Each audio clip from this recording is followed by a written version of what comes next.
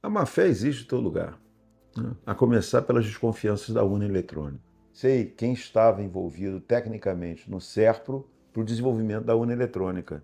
Eu era daquela época, né? Eu estava trabalhando na FINEP naquela época, conheci alguns técnicos do SERPRO, e a informática pública no Brasil é espetacular, né? Por quê? Porque ela trata dos problemas públicos, eleição, tributação, esses sistemas todos que normalmente são privatizados e aí sim, podendo ser pouco confiáveis por conta dos interesses daqueles que estão manipulando esses sistemas, quando você tem um sistema público atendendo a uma necessidade geral da população, você tem total tranquilidade, digamos assim, porque você está lidando com o servidor público. O servidor público, se bota a mão no sistema e faz confusão, ele é criminalizado imediatamente. Eu sou filho de um magistrado que foi presidente da eleição numa zona eleitoral. Ele era o juiz eleitoral da maior zona da cidade do Rio de Janeiro, a zona eleitoral de Madureira, que quando havia eleições da zona eleitoral de Madureira, a apuração era literalmente uma zona. Era isso que acontecia. Por quê?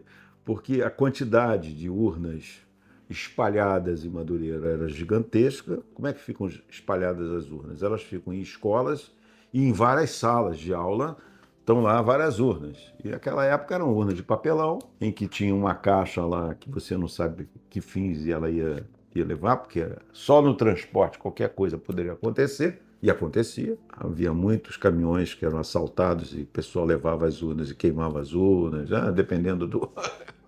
Era um sistema em que ele era fiscalizado pelos próprios partidos, os fiscais ficavam acompanhando urna a urna, e há uma briga fenomenal para tentar cancelar a urna do outro candidato. Na realidade, o meu pai ele fazia o seguinte: como a apuração tinha que ter velocidade, ele convidava caixas de banco que faziam, contavam moeda com velocidade, eles separavam rapidamente o voto para um, para outro, para outro, para outro, e depois contavam a votação assim rapidamente, com muita confiabilidade, porque eles estavam acostumados a fazer esse movimento com as mãos. E ele colocava junto às mesas eleitorais pessoas de sua confiança. Minhas tias, elas iam sempre. Meu pai levava minhas tias lá, minhas tias eram aquelas bem caxias, né? Uma professora primária que chegava assim: não vou receber, vai, não sei o que, você vai para lá, você vai para lá.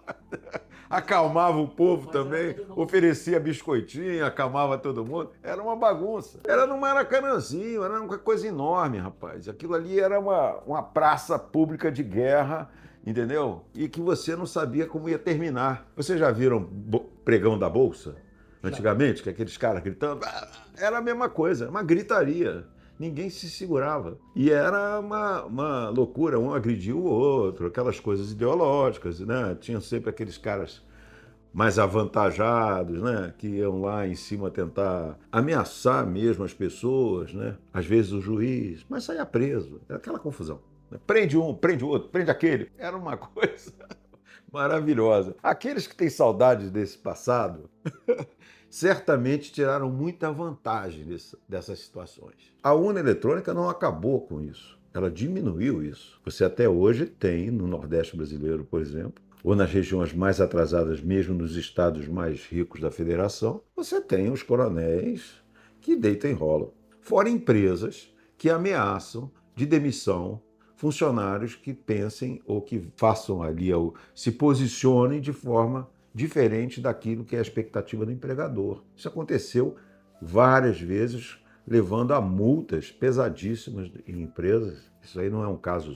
único, são vários casos. Mas, de qualquer modo, a gente não pode reclamar do nosso sistema eleitoral. Porque se você compara, por exemplo, o sistema da chamada grande democracia do mundo, a confusão do processo eleitoral norte-americano, daqueles 50 estados, em que cada estado tem sua própria legislação, seu próprio sistema eleitoral. Eu acho que o Brasil dá provas internacionais quando coloca o seu sistema de votação, seu sistema eletrônico a serviço da população e a serviço de auditorias, de avaliações.